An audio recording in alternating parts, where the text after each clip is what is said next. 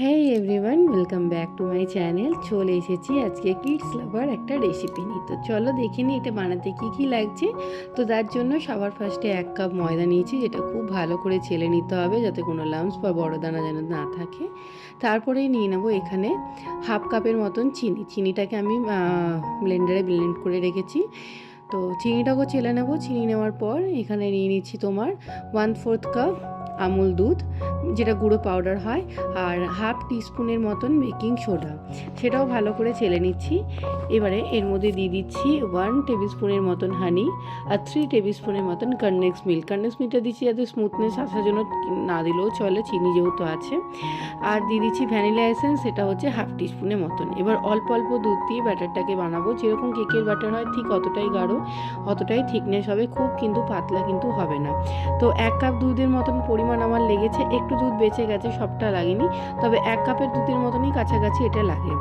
এবার একটা fry pan নিয়ে নিতে হবে, একদম লো ফ্লেমে 1/4 কাপ করে এরকম করে ব্যাটার ঢেলে দিয়ে প্যানকেকগুলো করে রেডি করে নিতে হবে।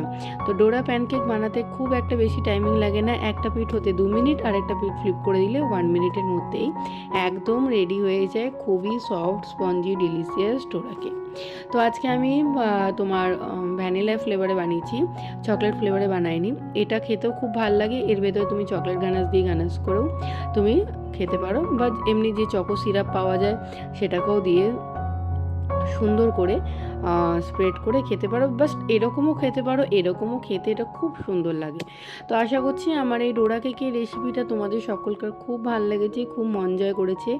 ভালো লাগলে অনুরোধ প্রতিবারের মতন আমার চ্যানেলটাকে লাইক কমেন্ট শেয়ার করে দেওয়ার, পাশে থাকা বেল আইকনটা ক্লিক করে দিই যাতে সমস্ত নোটিফিকেশান আপডেট তোমাদের কাছে পৌঁছে যেতে থাকে।